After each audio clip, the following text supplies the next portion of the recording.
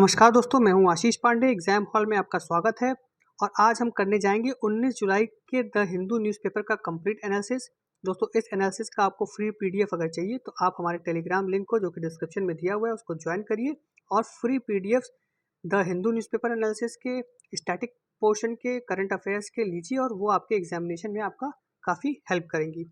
तो चलिए दोस्तों, पहली खबर पे आते हैं। दोस्तों, क्या आपको लगता है कि 2024 इलेक्शन में जो अपोजिशन पार्टीज हैं वो एनडीए की कोalition को, यानी नरेंद्र मोदी गवर्नमेंट को हरा पाएंगी? दोस्तों, ऐसा लगता है हमारी अपोजिशन पार्टीज को, जिन्होंने अभी मीटिंग की है और उस मीटिंग में वो एक आइडिया ऑफ इंडिया को बचाने की बात कर रहे हैं। और वो ये कह रहे हैं कि अब जो कोalition है, जो अपोजिशन की कोalition बनेगी, वो 2024 में नरेंद्र मोदी गवर्नमेंट को हरा देगी और एक नया कोalition एरा इस देश में ले आएगी, जो कि इंक्लूसिव होगा और आइडिया ऑफ इंडिया को जिंदा रखेगा, जो कि ये गवर्नमेंट ने लगभग खत्म कर दी है, ऐसा ये अपोजिशन पार्टीज का कहना है। तो दोस्तों, एक थोड़ा एनालिसिस करते हैं कि क्या अपोजिशन पार्टीज 2024 में आ पाएंगी। तो दोस्तों, कोई भी इलेक्शन जीतने के लिए दो चीज़ें बहुत इंपॉर्टेंट होती हैं। एक होती है पर्सनैलिटी कल्ट और दूसरा होता है एंटी इनकम्बेंसी। दोस्तों, 2014 में जब बीजेपी पावर में आई थी तो पर्सनैलिटी कल्ट और एंटी इनकम्बेंसी दोनों मुद्दे एकदम एयर में थे, और जिसकी वजह से 2014 में ट्रम्पिंग मेजॉरिटी के साथ बीजेपी गवर्नमेंट आई थी। वो उसने पूर्ण बहुमत लिया था और अपनी सरकार बनाई थी। तो पर्सनैलिटी कल्ट देखा जाए तो दोस्तों, क्या अपोजिशन के पास ऐसे चेहरे हैं जिनको नरेंद्र मोदी के अगेंस्ट प्रोजेक्ट किया जा सकता है? कोई ऐसा है अपोजिशन में जो नरेंद्र मोदी के अगेंस्ट खड़ा होकर इलेक्शन लड़ सकता है? तो अभी तो कोई ऐसा ऐसा व्यक्ति दिखता नहीं है जो कि नरेंद्र मोदी जी को चैलेंज कर सके पर्सनालिटी कल्ट के मामले में। और एक तरह से जो सर्वेज होते हैं हमारे देश में, उनको देखा जाए तो एंटी इनकम्बेंसी अभी जो सेंट्रल गवर्नमेंट है उसके अगेंस्ट आई नहीं है, क्योंकि लोगों के नज़र में नरेंद्र मोदी जी की गवर्नमेंट जो है वो ठीक काम कर रही है। और कोई भी अपोजिशन न होने की वजह से, कोई भी क्रेडिबल अपोजिशन न होने की वजह से नरेंद्र मोदी गवर्नमेंट का कोई विकल्प नहीं है, जिस वजह से ये जो मीटिंग है वो और भी कमज़ोर दिखती है। क्योंकि दोस्तों, जब भी आप इलेक्शन में वोट डालने जाते हैं तो एक चेहरा आपके दिमाग में होता है कि हाँ, हम इनको वोट दे रहे हैं। चाहे आप यूपी में वोट करें तो आपके दिमाग में योगी जी होंगे, वेस्ट बंगाल में कोई वोट करता है तो उनके दिमाग में ममता दीदी होती हैं। तो इसी तरह से दिल्ली में किसी ने वोट किया तो केजरीवाल जी दिमाग में होंगे। तो इसी तरह से एक पर्सनैलिटी कल्ट होता है, जब वो आदमी वोट करने जाता है तो उसके दिमाग में एक चेहरा होता है जिसको वो वोट करता है। उसके एब्सेंस में, अगर वो चेहरा एब्सेंट है तो उस व्यक्ति को वोट करने में परेशानी होती है और ये डिसाइड करने में दिक्कत होती है कि हम किसको चुने, हमारा लीडर कौन होगा। हमेशा हम इलेक्शन में पार्टी से ज़्यादा अपना लीडर चुनते हैं। तो अब हमारा लीडर कौन होगा, ये प्रश्न अगर एंड तक बना रहेगा तो कहीं ना कहीं नरेंद्र मोदी इसमें आगे बढ़ जाएंगे। और मुझे ऐसा लगता है कि 2024 में बिना नरेंद्र मोदी के टक्कर का कोई लीडर खड़ा किए हुए ये मेजॉरिटी सिर्फ इक्वेशंस पे कि कर्नाटक में हमारी गवर्नमेंट है, राजस्थान में हमारी गवर्नमेंट है, छत्तीसगढ़ में हमारी गवर्नमेंट है, तो इनकी लोकसभा सीट्स को भी हम जोड़ लें तो हमारा इक्वेशन XYZ बनता है और इससे हम जो है इलेक्शन जीत जाएंगे। तो ये इक्वेशन शायद काम नहीं करते, क्योंकि स्टेट इलेक्शंस और सेंटर का इलेक्शन बहुत अलग होता है दोस्तों। सेंटर के इलेक्शंस में नेशनल पर्सपेक्टिव में वोटिंग की जाती है और स्टेट इलेक्शन में लोकल पर्सपेक्टिव में वोटिंग की जाती है। तो इस पर्सपेक्टिव से लड़ना कि हमारा XYZ स्टेट्स में इतनी सीट्स हैं तो हमारी इतनी सीट्स लोकसभा में भी आएंगी, XYZ स्टेट्स में अपोजिशन पार्टीज़ हैं तो इतनी सीट्स वो लोकसभा में भी ले आएंगी, ये जो आर्गूमेंट है ये काम करता हुआ नहीं दिख रहा है। और अपोजिशन जो है, जब तक कि एक क्रेडिबल लीडर नरेंद्र मोदी जी के सामने नहीं ले आएगा, जो कि जिसके पास एक लेआउट हो, एक खाका हो कि वो जो करंट गवर्नमेंट है एनडीए की, उसके सब्स्टिट्यूशन में वो क्या हमें दे रहा है, उसके सब्स्टिट्यूशन में वो हमें क्या बेहतर दे रहा है, तब तक ये मीटिंग फॉल्सिफाई है दोस्तों। और अपोजिशन को भी इस बारे में सोचनी होगी। ये सब बातें कि आइडिया ऑफ इंडिया, कॉन्स्टिट्यूशन खतरे में है, दोस्तों ये थोड़ी सी हवाई बातें लगती हैं। जब तक कि आप धरातल में डेवलपमेंट, जो भी करंट इश्यूज चल रहे हैं टेररिज्म का, जो भी बर्निंग इश्यूज हैं जैसे कश्मीर इशू हो गया, यूसीसी हो गया, उस पर आप अपना पर्सपेक्टिव जो पब्लिक है उसके लाइन में जब तक नहीं रखेंगे तब तक आप एनडीए गवर्नमेंट को चैलेंज नहीं कर पाएंगे, जो कि इस समय काफ़ी पावरफुल है केंद्र में। तो दोस्तों कोalition के बारे में देख लेते हैं। कोalition पॉलिटिक्स में दोस्तों कोalition कब होता है? एक ये पार्लियामेंट्री गवर्नमेंट का फीचर है और ये तब आता है जब या तो पार्लियामेंट में हंग असेंबली हो जाती है या दो और मोर ज़्यादा पॉलिटिकल पार्टी एक कॉमन मिनिमम प्रोग्राम पे एग्री करते हैं कि वो अपोजिशन पार्टी को हराएंगे और अपनी सरकार बनाएंगे, जैसा कि अभी गवर्नमेंट कर रही है। थोड़ा कोalition की हिस्ट्री देख लेते हैं। हमारे देश में कोalition की क्या हिस्ट्री रही है दोस्तों। 1937 से हमारे देश में कोalition गवर्नमेंट फॉर्म हो रही है, जब कांग्रेस ने कोalition गवर्नमेंट मिलके एक इंटरिम सरकार बनाई थी और उसको कांग्रेस को ही हम ग्रैंड कोalition कहते हैं। जनता पार्टी भी दोस्तों जब इंदिरा गांधी हारी थी, इंदिरा गांधी को हराने के लिए जनता पार्टी भी अलग अलग पार्टियों का कोalition ले आई थी, जिससे उसने पार्टी इलेक्शन जीता था और कोalition गवर्नमेंट देश में बनाया था। और 1989 के बाद कोalition गवर्नमेंट हमारे देश में रेगुलर फीचर हो गया। स्टेट गवर्नमेंट्स और सेंट्रल गवर्नमेंट लगातार कोalition गवर्नमेंट्स के ही बिना पे फॉर्म होती रही और फोर्थ जनरल इलेक्शन के बाद तो ये स्टेट गवर्नमेंट का एक नॉर्मल सा फीचर हो गया। और आप देखिए दोस्तों हमारे देश में कोalition पार्टी कोalition पॉलिटिक्स जो है मोर और मोर मेच्योर होती जा रही है यूनियन लेवल पे, लेकिन हालांकि इसके अपने फ़ायदे हैं और अपने नुकसान भी है। अब देखते हैं दोस्तों कोalition पॉलिटिक्स का नुकसान देखते हैं, क्या क्या नुकसान कोalition पॉलिटिक्स से झेला जा सकता है। जैसे कि पॉलिसी पैरालिसिस हो जाती है, बहुत सारे कोalition गवर्नमेंट है तो हो सकता है वो किसी भी मुद्दे पे सहमति न बनाए। जैसे कि इंडिया यूएस न्यूक्लियर डील हो रहा था तो मनमोहन सिंह की गवर्नमेंट पे लेफ्ट काफ़ी प्रेशर डाल रही थी, उनकी सहमति नहीं बन रही थी, तो इस तरह से पॉलिसी पैरालिसिस सिचुएशन में आ सकता है। डिक्लाइन पार्लियामेंट को डिक्लाइन कर सकते हैं, मतलब कोई भी पार्टी जिसके बारे में जो अपनी बात नहीं मनवा पा रही है कोalition गवर्नमेंट से, वो वॉकआउट कर सकती है। पोस्ट ऑफ स्पीकर के उस पर डिक्लाइन हो सकता है, क्योंकि हो सकता है जो कोalition पार्टनर्स हैं वो स्पीकर को पसंद ना करें, उससे उनकी डिग्निटी भी जाती है। इससे जुडिशियल एक्टिविज्म को बढ़ावा मिलता है, प्रेसिडेंशियल एक्टिविज्म को उससे बढ़ावा मिलता है। और अगर सरकार टूट गई तो फ्रीक्वेंट इलेक्शंस भी हो सकते हैं। हॉर्स ट्रेडिंग होती है दोस्तों कि किस पार्टी को कौन सा पद मिलेगा और कौन सी पार्टी बढ़िया पद लेगी, कौन सी पार्टी को हम XYZ जो घटिया मिनिस्ट्रीज़ हैं वो देंगे। इससे डिफेक्शन के चांसेस बढ़ जाते हैं दोस्तों। मनी और मसल्स पावर चलते हैं, जैसे कुछ पार्टीज हो सकता है केंद्र को पैसा दें कि हमारे लोगों को आप बढ़िया पोस्ट दीजिए, तो इस तरह की जो गलत चीज़ें हैं वो लाइमलाइट में आ सकती हैं। और इथनिक मोबिलाइजेशन हो सकता है दोस्तों, जैसे कि मतलब कोई पार्टी है जो पर्टिकुलर कास्ट ग्रुप को रिप्रेजेंट कर रही है, तो वो हो सकता है उस कास्ट ग्रुप के लिए ज़्यादा फेवर लेने की कोशिश करे, जिससे कि इथनिक मोबिलाइजेशन हो सकता है। प्रधानमंत्री का जो इंस्टीट्यूशन है वो कमज़ोर हो जाता है, क्योंकि प्रधानमंत्री को कोalition पार्टीज़ को भी खुश करना होता है, इसीलिए वो इंडिपेंडेंटली डिसीजन नहीं ले पाते हैं और इससे करप्शन भी बढ़ता है दोस्तों। तो ये सारी जो है ये सारी दिक्कतें हैं जो कोalition पॉलिटिक्स होती है, लेकिन इसके कुछ फ़ायदे भी हैं। फ़ायदा ये है कि दोस्तों इसमें रिप्रेजेंटेशन जो होता है बहुत वाइड होता है, अलग अलग पार्टीज़ अलग अलग स्टेट लेवल्स की इसमें अपना रिप्रेजेंटेशन देखती हैं दोस्तों। इससे जो है सिंगल पार्टी डोमिनेंस को चैलेंज किया जा सकता है। जैसे कि अगर बीजेपी ये चाहे कि वो फॉर एवर रूल कर सकती है, वही एक पार्टी जो है जो बची है, तो इसको दोस्तों चैलेंज कर सकती हैं। अगर बीजेपी गवर्नमेंट से लोग नाखुश हुए, एनडीए गवर्नमेंट से लोग नाखुश हुए, तो एंटी इनकम्बेंसी फैक्टर होगी, तो वहाँ पे जो कोalition गवर्नमेंट है वो एक क्रेडिबल अपोजिशन दे सकती है, जो कि चुन के सरकार में आने के बाद एनडीए से ज़्यादा अच्छा काम कर सकती है और जो कोalition की ये जो ड्रॉबैक्स हैं उनको गलत प्रूव भी कर सकती है। तो दोस्तों ये कुछ ड्रॉबैक्स और कुछ एडवांटेजेस मैंने बताए आपको कोalition गवर्नमेंट के। अब हम आगे बढ़ते हैं नेक्स्ट खबर पे। दोस्तों हमारा जो एक्सपोर्ट है वो डिप करता जा रहा है और जून के महीने में वो काफ़ी ज़्यादा डिप कर गया।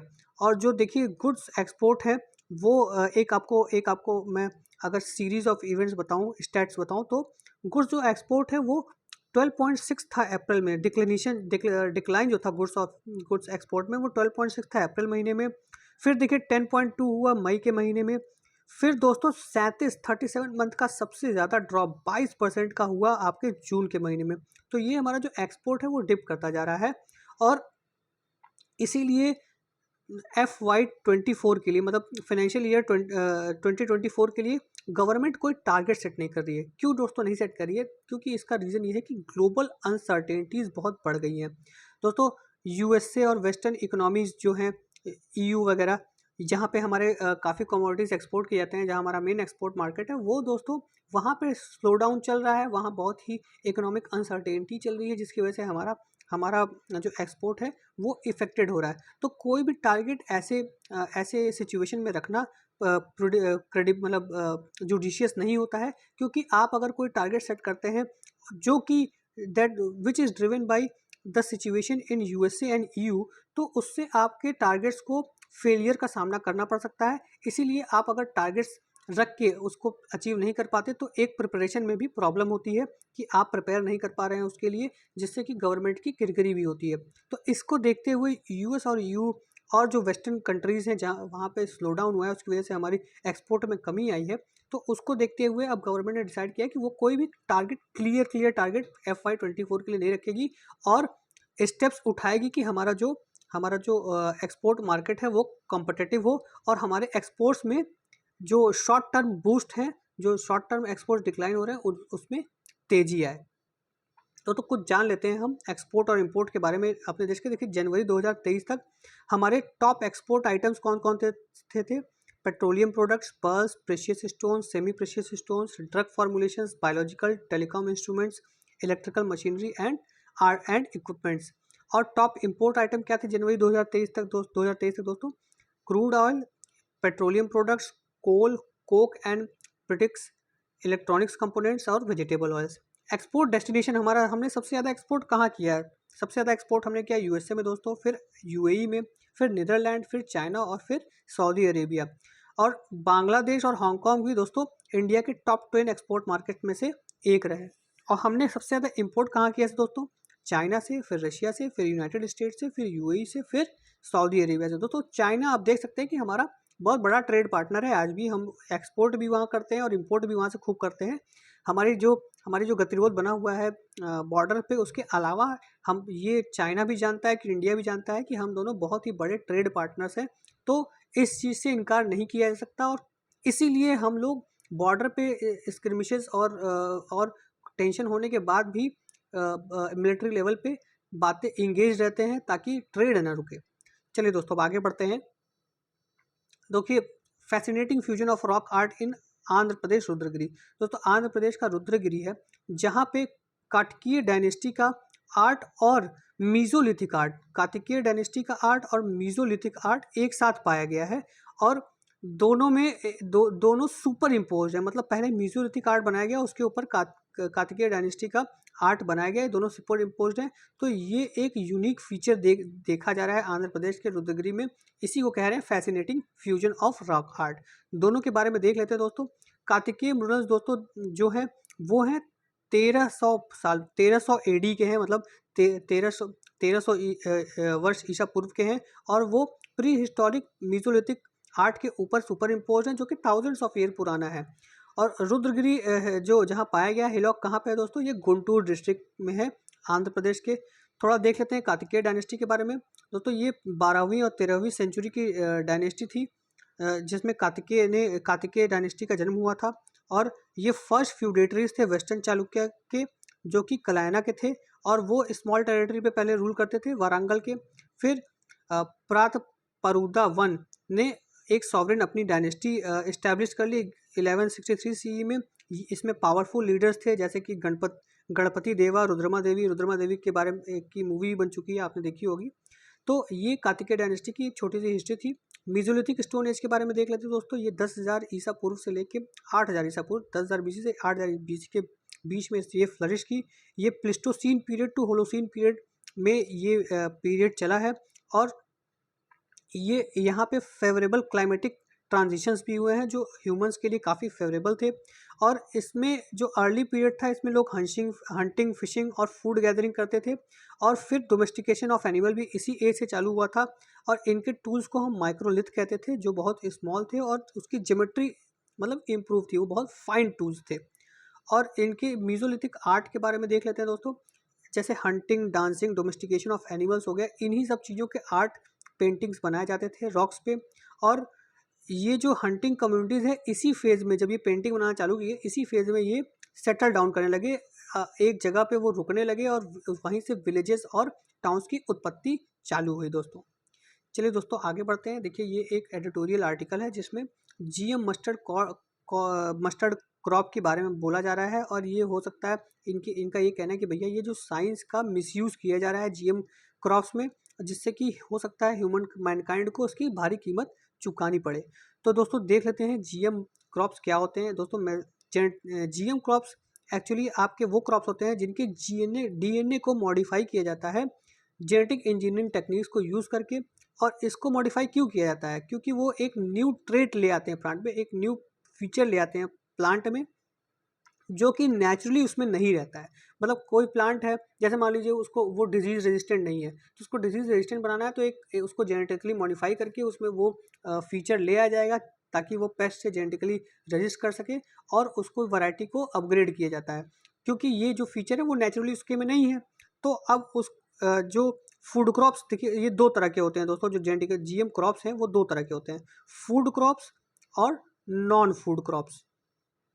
तो फूड क्रॉप्स में दोस्तों क्या होता है, फूड क्रॉप्स जो होते हैं उनको जब जेनेटिकली मॉडिफाई किया जाता है तो ये उसमें कोशिश की जाती है कि वो रेजिस्टेंस रहे पेस्ट के, डिजीजेस के और इन्वायरमेंटल जो स्ट्रेस हैं जैसे कि सूखा, बाढ़, उसको वो झेल सकें।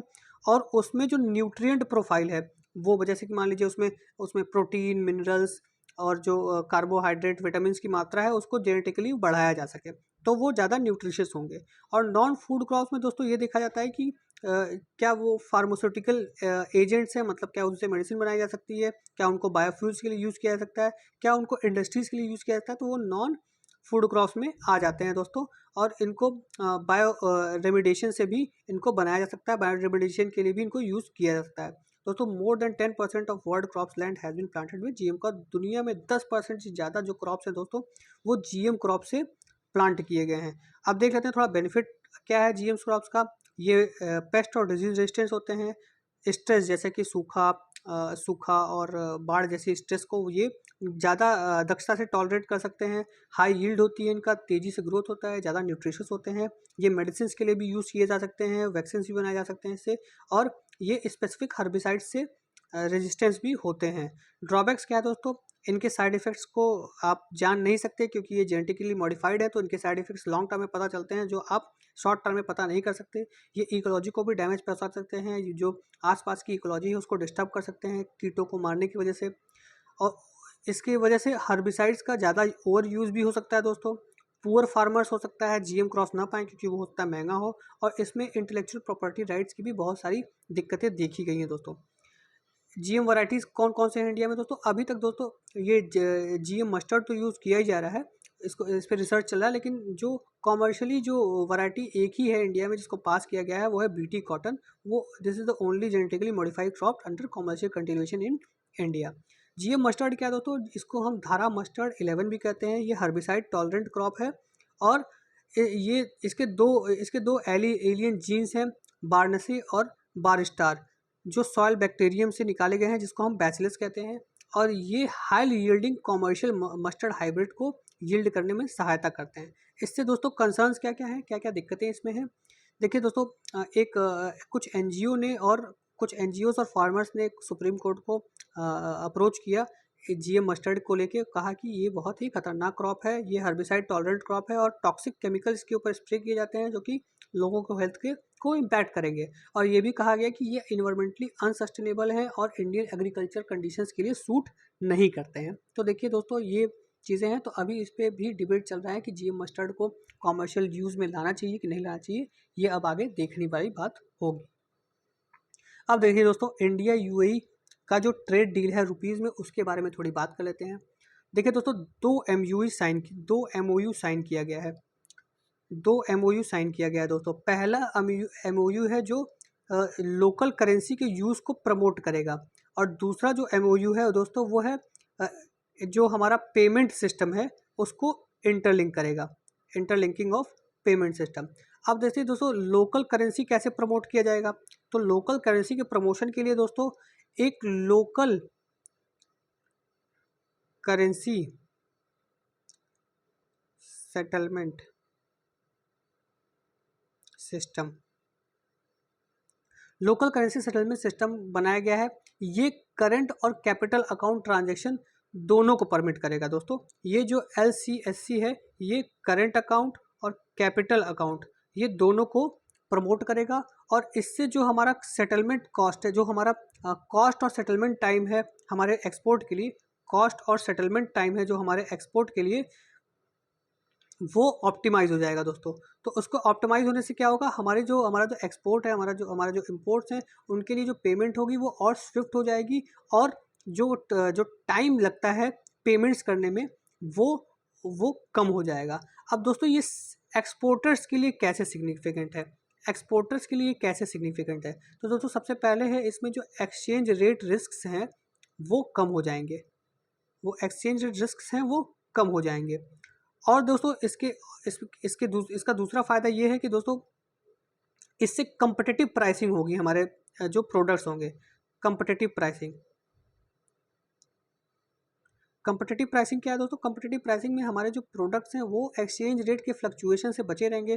तो हम इंडियन रुपीज़ में जब एक्सपोर्ट करेंगे अपने प्रोडक्ट्स को, तो हम उसको दुनिया के जो अलग अलग प्रोडक्ट्स यूएई में आते हैं उनके कंपैरिजन में सस्ता कर सकते हैं, मैनिपुलेट कर सकते हैं, ताकि वो उसको कंपटीशन दें और यूएई हमारे प्रोडक्ट्स को ज़्यादा कर दे। इसी को कम्पिटिटिव प्राइसिंग करते हैं। जब हम रुपीज़ में करेंगे और फ्लक्चुएशन जो है डॉलर्स में उससे बचे रहेंगे, तो हम दाम को कम या ज़्यादा कर पाएंगे अपने हिसाब से, ताकि हमारे जो प्रोडक्ट हैं वो यूएई में कम्पिटिटिव रहें।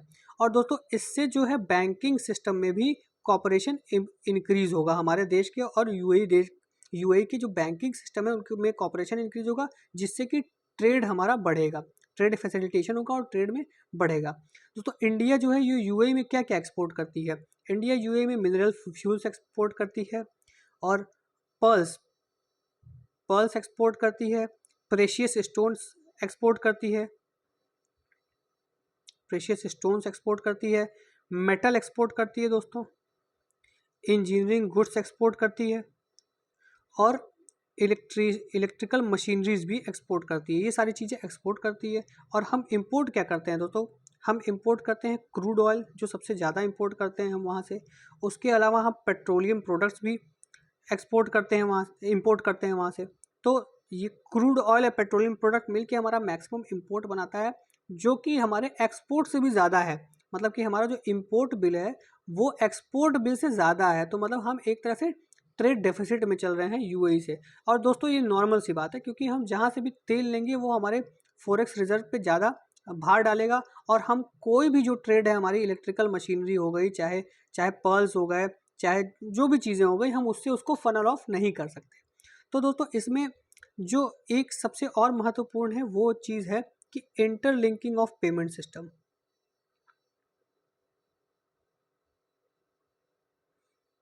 इंटरलिंकिंग ऑफ पेमेंट सिस्टम में दोस्तों जो हमारे दो चीज़ें मुख्य हैं, वो है कि हमारी यूपीआई और जो यूएई की है इंस्टा पेमेंट प्लेटफॉर्म,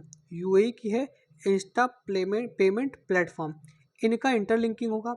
उसके अलावा हमारा रुपे कार्ड और उनका यूएई स्विच, इसका भी इंटरलिंकिंग दोस्तों किया जाएगा इसमें। तो इसके इंटरलिंकिंग से दोस्तों बहुत सारे फ़ायदे होंगे। बहुत सारे फ़ायदे ये होंगे कि हमारे देश के लोग वहाँ जाते हैं काम करने, तो उनके रेमिटेंसेस में आसानी होगी। हमारे देश का जो पेमेंट है, जो आइटम एक्सपोर्ट इंपोर्ट होंगे उनके पेमेंट्स में आसानी होगी। तो ये सारी चीज़ें इंटरलिंकिंग करने से हमारे जो डोमेस्टिक टूरिस्ट जाएंगे वो यूएई के इंटरलिंकिंग से यहाँ की यूपीआई वहाँ यूज़ कर पाएंगे, रुपे कार्ड यूज़ कर पाएंगे। तो ये सारे फ़ायदे होंगे। तो आपने देखा कि कैसे इंडिया और यूएई का ट्रेड डील जो है, ये रुपी और दिरहम का जो एक्सचेंज डील है वो कितना कारगर है। दोस्तों देखिए ये भी एक न्यूज़ है कि केरला में अब एक न्यू रेल प्रपोजल रखा गया है। वो क्या रखा गया है, semi high speed rail network का, semi high speed rail network का। और वो दोस्तों कहाँ से कहाँ तक जाएगा ये semi high speed rail network, ये दोस्तों 420 किलोमीटर रन करेगा तिरुवनंतपुरम से कन्नूर तक, यहाँ तक जाएगा दोस्तों। और इसकी स्पीड क्या होगी दोस्तों, 125 किलोमीटर प्रति घंटा।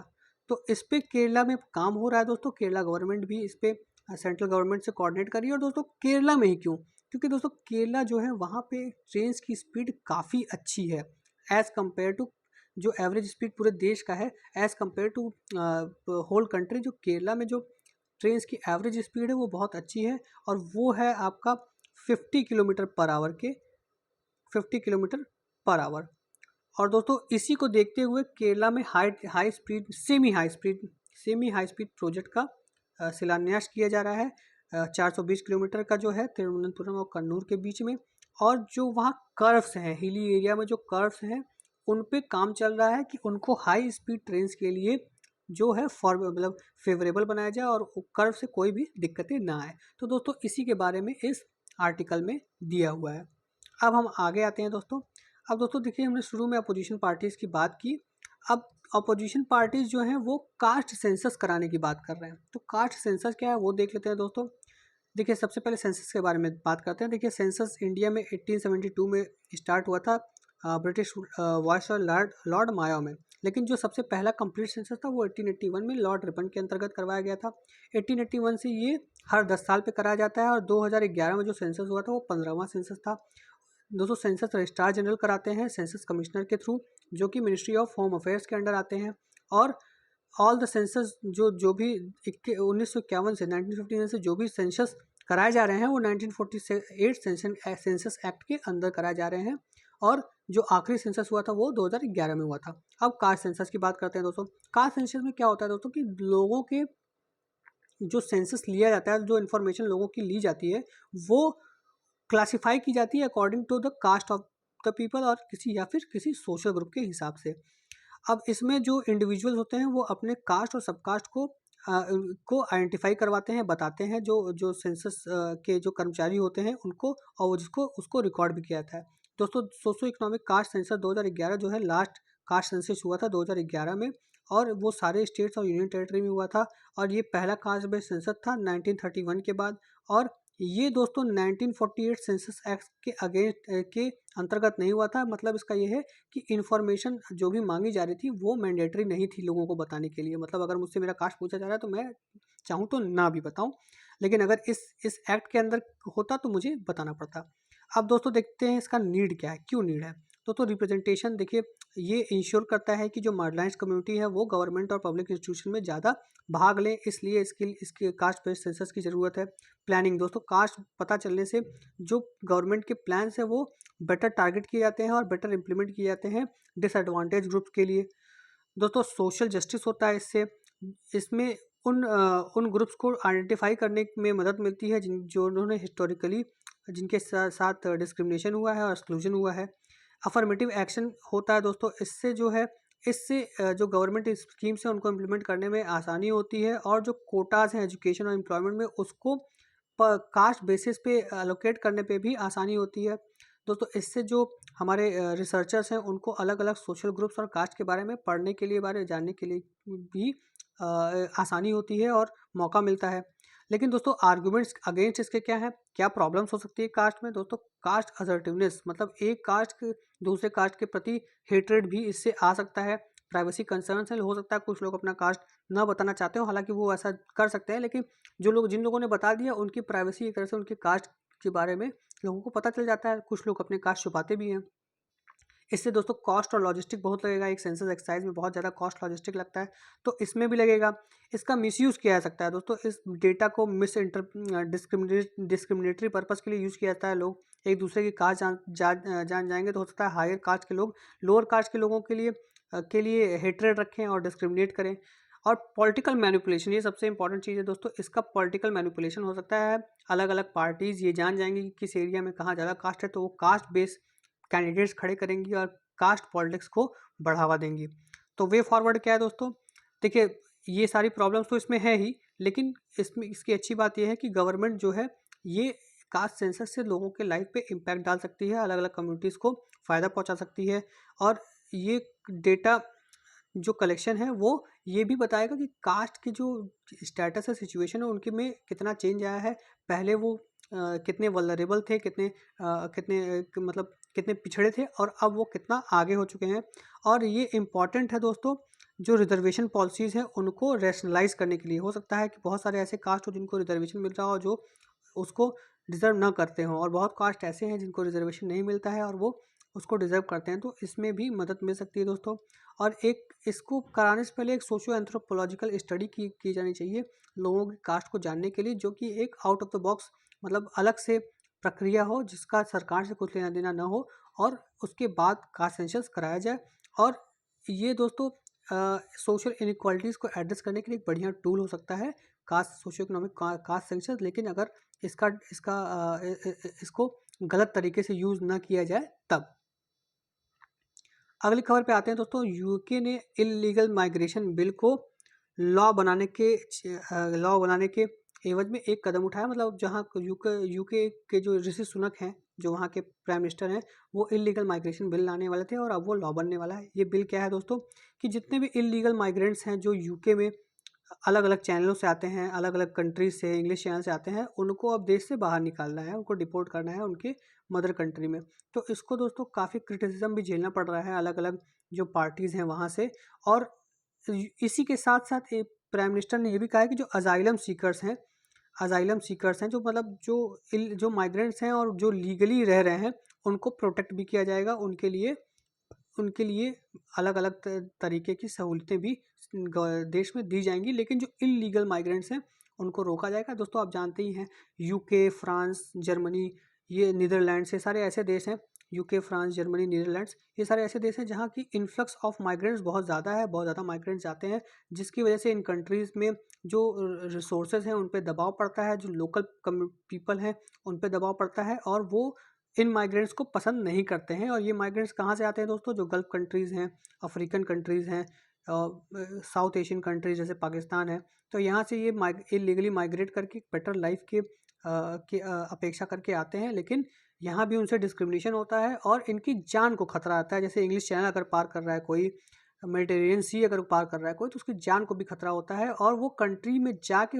कुछ कंस्ट्रक्टिव काम भी नहीं कर पाते हैं, क्योंकि उनके पास कोई भी लीगल डॉक्यूमेंट नहीं होते हैं। इसी को देखते हुए इलीगल माइग्रेट्स के ऊपर एक्शन लिया जा रहा है, उन्हें वापस अपनी कंट्री में भेजने के लिए एक बिल बनाया गया है, जो कि अब लॉ बनने वाला है यूके में। दोस्तों WHO ने कहा है कि DPT जो इम्यूनाइजेशन है वो इंडिया में रिकॉर्ड 93% हुआ है 2022 में, जो किसी भी कंट्री के मुकाबले बहुत ज़्यादा है। तो दोस्तों DPT इम्यूनाइजेशन के बारे में देख लेते हैं। DPT क्या होता है दोस्तों? DPT क्या होता है दोस्तों? DPT को हम कहते हैं डिप्थीरिया, परटूसिस, टेटनस वैक्सीन, और ये तीन वैक्सीन का कंबाइन होता है, जो कि इन तीनों डिजीज के अगेंस्ट प्रोटेक्शन प्रोवाइड करता है। डिप्थीरिया, परटूसिस और टेटनस। डिप्थीरिया क्या है दोस्तों? ये एक इस डिजीज़ में बहुत फेटलिटी चांसेस है दोस्तों। इसमें क्या होता है कि ग्रेश मेम्ब्रेन बन जाता है टॉन्सिल्स में, मतलब आपके गले के पास एक ग्रेश मेम्ब्रेन बन जाता है, या तो आपके अपर पार्ट ऑफ थ्रोट में एक ग्रेश मेम्ब्रेन बन जाता है, और ब्रीदिंग मुश्किल हो जाती है, जिससे कि कभी कभी फेटलिटी भी होती है, मौत भी होती है। दोस्तों इसको हम लोग लोकल लैंग्वेज में गला घोट कहते हैं, गला घोट बीमारी। आप में से बहुत लोगों ने सुना होगा। और इंडिया में दोस्तों 19% से 84% ऑफ ग्लोबल केसेस आते थे 1998 से 2008 के बीच में, लेकिन अब दोस्त इसको लगभग इरेडिकेट कर दिया गया है, और इम्यूनाइजेशन की वजह से अब ये केसेस काफ़ी कम हो गए हैं। ये क्यों हो, नंबर्स तो इसके डाउन आए हैं, लेकिन अभी इसको कम्प्लीटली इरेडिकेट करने में थोड़ा समय लगेगा, क्योंकि हमारे देश में अनसैनिटरी कंडीशन और इम्यूनाइजेशन ड्राइव जो है वो अभी भी स्लो है। प्रोट्रूसिस के बारे में देख लेते हैं दोस्तों। इसको वूपिंग कफ भी कहते हैं, और इसका जो नाम है वो टिपिकल कफ से ही डिराइव्ड है। वो डीप इनहेलेशन से स्टार्ट होता है, फिर आपको जल्दी जल्दी खांसी आने लगेगी, और तब तक आती रहेगी जब तक इसकी आपके लंग से सारा एयर निकल ना जाए। यंग चिल्ड्रन जो है सबसे ज़्यादा अफेक्टेड होते हैं, और क्योंकि उनका इम्यून सिस्टम अभी डेवलप कर रहा होता है। टिटनेस देख लेते हैं दोस्तों। टिटनेस को लॉक जॉ भी डिजीज़ भी कहते हैं, और ये सेंट्रल नर्वस सिस्टम को इफेक्ट करता है, और मोटर फंक्शंस को भी जो हमारे शरीर के हैं उसको इफेक्ट करता है, और इससे जो है हमारे मसल्स में काफ़ी पेन होता है। ये कभी कभी फैटल भी होता है, ये मैटरनल भी होता है और नियोनेटल होता है, लेकिन ज़्यादा ये बच्चों में पाया जाता है, न्यूबॉर्न्स में। और इसकी वजह क्या है? Lack of access to pre and postnatal services is major cause. मतलब प्री और पोस्ट नेटल सर्विसेज, जैसे कि हॉस्पिटल में बच्चा है, बच्चा पैदा होने से पहले जो औरतों को जो दवा देनी चाहिए और जो सर्विसेज देनी चाहिए वो ना मिलने, या फिर पैदा होने के बाद बच्चों को वो सर्विसेज ना मिले, तो इसकी वजह से टिटनेस का होने का खतरा बहुत ज़्यादा होता है। अब दोस्तों हम देख लेते हैं कि मानसून जो है वो हमारे देश में मानसून की जो मानसून आई है वो इस बार हमारे देश में जो है वो एक तरह से फूड इन्फ्लेशन लेके आई है। मतलब जो खाद्य पदार्थ के दाम है वो बढ़ा दिया है, और खाद्य पदार्थ की जो ग्रेन्स हैं, ग्रेन्स स्पेशली जो है उनकी शॉर्टेज हो गई है। क्यों हो गई दोस्तों? क्योंकि जो हमारा सदर्न पेनिनसुला है, डेक्कन प्लेटू है, जो हमारा पेनिनसुला पार्ट है, जैसे कि महाराष्ट्र हो गया, कर्नाटक हो गया, आंध्रा हो गया, ये सारे स्टेट्स हो गए, यहाँ पे रेनफॉल अभी भी डेफिशिएंट रहा है। तो अब रेनफॉल डेफिशिएंट होने की वजह से क्या हुआ है कि खारिफ क्रॉप जो है वो सही से उनको लगाया नहीं जा सका है, और उनकी उपज अच्छी होगी ये इस पे भी डाउट हो रहा है। तो इसकी वजह से जब इनकी खारिफ क्रॉप की उपज अच्छी नहीं होगी, अच्छे रेनफॉल नहीं होंगे इन एरियाज़ में, तो फूड और फ्यूल इन्फ्लेशन बढ़ सकता है। और इकोनॉमिस्ट ने यही बात कही है कि भैया जो है कुछ एरियाज़ में तो रेनफॉल बहुत ज़्यादा हुआ है, जैसे कि नॉर्थन इंडिया में और हिली स्टेट्स में, लेकिन डेक्कन स्टेट्स में रेनफॉल कम होने की वजह से यहाँ फूड और यहाँ जो खारिफ क्रॉप्स हैं वो अच्छे से लगाए नहीं जा सके हैं, और आने वाले समय में इनकी रीव्स जो हैं वो अच्छी नहीं होंगी, जिसकी वजह से फूड और फ्यूल इन्फ्लेशन हो सकता है। तो दोस्तों देखते हैं, 3 मेजर क्रॉप्स होते हैं हमारे, 3 मेजर क्रॉप टाइप्स होते हैं हमारे देश में। खारिफ क्रॉप जो कि जुलाई से अक्टूबर के बीच में होते हैं, राबी क्रॉप जो कि अक्टूबर और नवंबर में जिसको सो किया जाता है, और जैन फेब में इनकी हार्वेस्टिंग होती है, और जैद क्रॉप होते हैं जो कि मार्च और जून के बीच में सो और हार्वेस्टिंग किया जाता है। खारिफ क्रॉप्स में कौन कौन होते हैं दोस्तों? टी, मेज, राइस, कॉटन होते हैं। राबी क्रॉप में कौन कौन होता है दोस्तों? पल्सेस, सीरियल्स, व्हीट, बार्ली होते हैं। और जैद क्रॉप्स में मोस्टली फ्रूट्स और वेजिटेबल होते हैं दोस्तों। तो ये सारे दोस्तों में जो खारिफ क्रॉप्स हैं उनकी जो उपज है वो इस बार इफेक्टेड हो सकती है due to low rainfall in Deccan peninsula.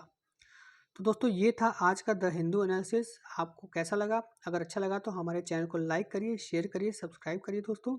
जय हिंद, जय भारत। एक दो चीज़ और बता दूं दोस्तों कि हमारी क्लासेस चल रही हैं एशियंट हिस्ट्री की हिंदी मीडियम के स्टूडेंट्स के लिए। तो जो स्टूडेंट्स यूपी पीसीएस प्रीलिम्स या UP triple SC RO ARO की तैयारी कर रहे हो, हिंदी मीडियम के, हिंदी माध्यम के छात्र, उनके लिए हमारी क्लासेस चल रही हैं गौरव सर द्वारा हिंदी मीडियम की।